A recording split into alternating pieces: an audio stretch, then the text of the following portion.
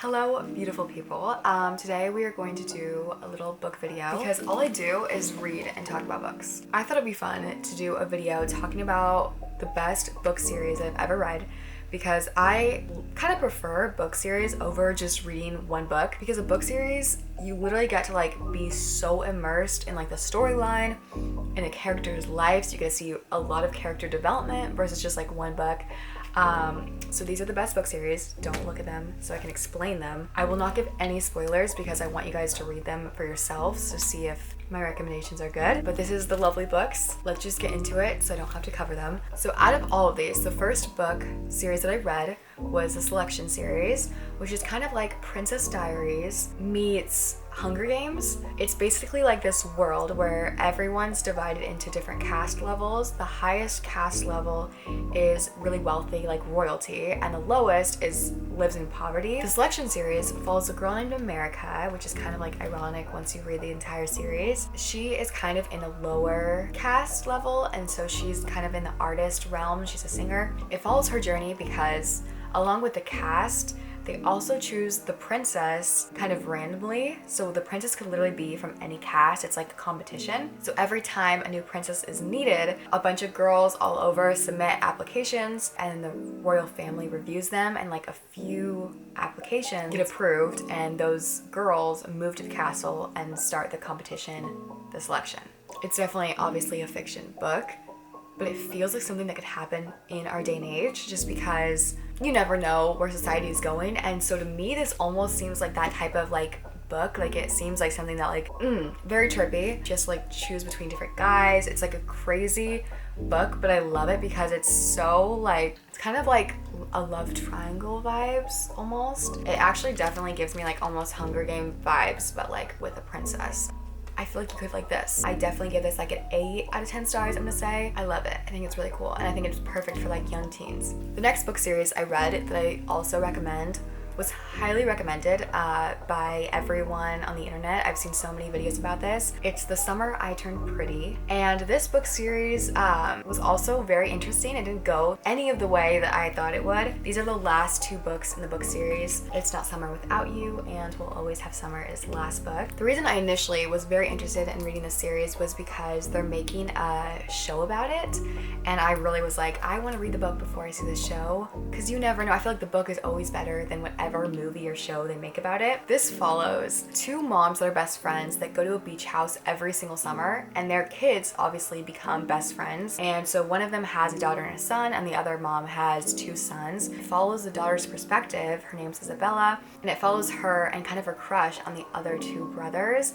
She grows up with them, so they're almost like, you know, they feel like related to her, but she knows, like she like knows in her soul that she has to marry one of them because she's just like always grown up with them. She's always loved them. As the 2 books go on though, the first one is like, oh, that's like a cute story, like so summery, like so perfect for summer, spring. But the second and third book get kind of more like, not dark, but kind of more dark. Definitely like more intense and just like very unexpected what happens in them. I was definitely not expecting it. The only thing I didn't like about this book is I don't love the boy characters. I think that they're just kind of crappy guys, and the girl in the book really loves them, but as an outside viewer, I'm just like, kind of crappy. Still a great book series, so still really cool. Another thing that I love about the series is the fact that it really follows her from the age of like 8 to like 20. Like so long, you get to see her character and like where she ends up, and it feels so special, like you're reading a diary of your relative, like because you really get invested in her life and what happens, and I think that's really special too. My favorite relationship in the entire book series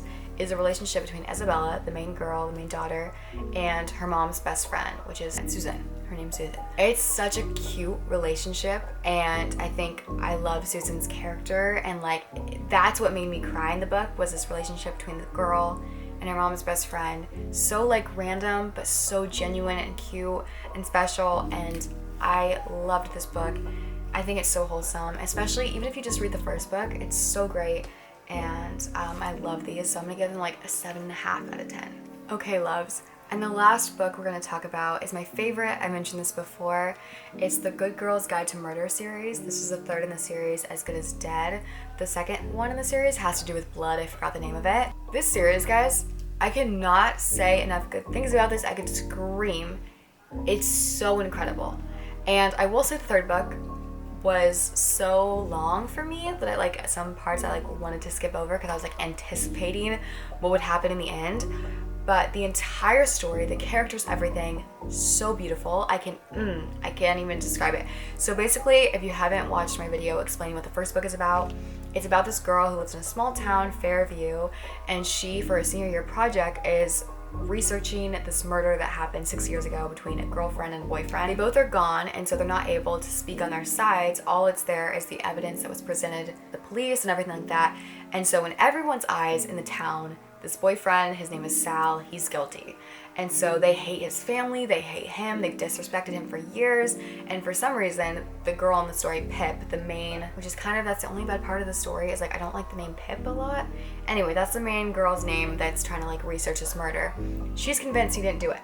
And so for a senior year project, she does all this research. She lives in the town where it happened, so she talks to the people that were involved in the case, to some bystanders, all that. And she does everything she can to prove that he's innocent. She gets obsessed with this case and she goes on like wild goose chases and like, you know, a bunch of different stuff to find out who really killed him, who killed her. It's insane just how her brain works. She's so smart, and I think I really love her character. You kind of see, so over the 3 books, the great thing about this book series as well is that you could finish it in the first book and not be left on like a cliffhanger. Like you could just stop reading right there and be fine.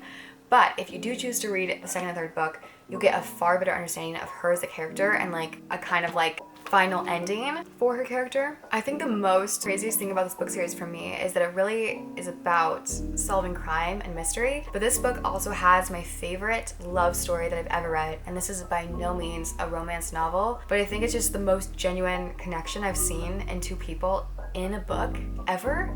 And I don't know if anyone would agree. If you've read this book series, let me know if you agree with that. But it just is so genuine and real and just like the kind of love that I think anyone would hope to have. Man, the character development is so good. Every book she solves kind of a different mystery.